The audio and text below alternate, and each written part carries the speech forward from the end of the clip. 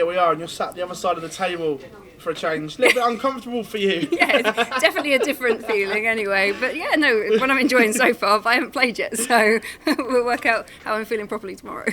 Here we are, the eve of the women's match play. I know you've been here working for Sky, but does it have a different feel now it's this close? Absolutely, yeah, no, totally. I'm glad I got to experience it again, like at the beginning of the week, acclimatise, I think you would say, get used to the crowd, the atmosphere, because it is quite immense out there when it's a full house. So yeah, glad I've done that, but now looking forward to tomorrow.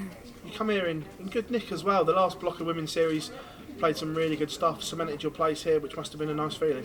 Yeah, I think I had an awful start to the first block of four, and then made two finals in the next lot. So really, it was just a case for me of kind of maintaining that place in the last. And sometimes it's quite easy to blow it. So I'm quite pleased that I managed to make a few quarterfinals and get a place here.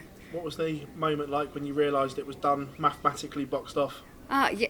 Absolutely, elated. I think people were trying to tell me before that it was already in the bag, but I was like, no, not counting my chickens until I definitely know. So, because there's so many good women players that haven't qualified for it this time round. So, yeah, felt fantastic. Come here, winning major titles before. A lot of people obviously don't realise that when you were younger that you played to a very, very good standard. Then obviously the other things take over, family life and kids. Can you still draw on the things you did as a youth coming into this tournament? Maybe, it was a few years ago now, I will be honest. But that winning feeling never goes away. No, not at all. And also the experiences it gave me, it kind of helped me fall in love with the game, and that's something that I take with me every single time. I mean, I think by the age of 17, I'd been to Malaysia, I'd been to we were in Germany, Gibraltar, so I played in all these kind of like WDF, Europe Cup, World Cup. So yeah, it definitely stands you in good stead. As you say, had a family, had a bit of a break in between, and just kind of slowly, trying to creep back up those rankings and get better and better. All eyes will obviously be on Fallon and Lisa for obvious reasons, but the other six, do you feel you can gate crash the pie? Oh, I hope so. I've said it all along. I think it wouldn't surprise me personally, having watched all these women play and played against them, if any one of us 8 actually lifted that title. It's a short format. It's race to 4, best of 7. So you need to get out quickly. If you find yourself trailing too quickly, then it's a real. There's not much time to get back on top. So, yeah, with the format as it is, no tie breaks, and the standard that all the women can play at, it wouldn't surprise me if any one of us won it. Since the start of the PDC Women's Series, we've seen the bar get raised so much, not just at the top end, but at the lower end as well. The ceiling is there, but the floors come up as well. PDC have done so many good things for women's darts. When it was in a bad place and it needed that injection, it's got it, hasn't it? So, obviously, you played in all the systems going. Is this the best that you've seen the ladies' darts? Yeah, I think it's in fantastic shape, and I think I always think you have to look back at how it's got to this point, and it was those women who actually got it through to this point as well. So, I think even you could say the same with the men's game. It has progressed. Okay, it's by smaller margins now, and the women have improved by bigger margins. And I think the way the PDC, where our women's series actually is, it's conducive to allow you to just the freedom to play. It's a professional environment. It's boards. There's no distractions, and I think that's really helped kind of bring on the women's game even further. But I think this has been a long process of a lot of women over the years. If you look back, obviously Dita, Trina, Anastasia when she moved over to the PDC, you've got Stacey Bromberg, Tricia Wright. It's the names that kind of span decades really. So I think everyone deserves a pat on the back, and at the moment this is the result we've got. You touched on the word professionalism there, but was that the key?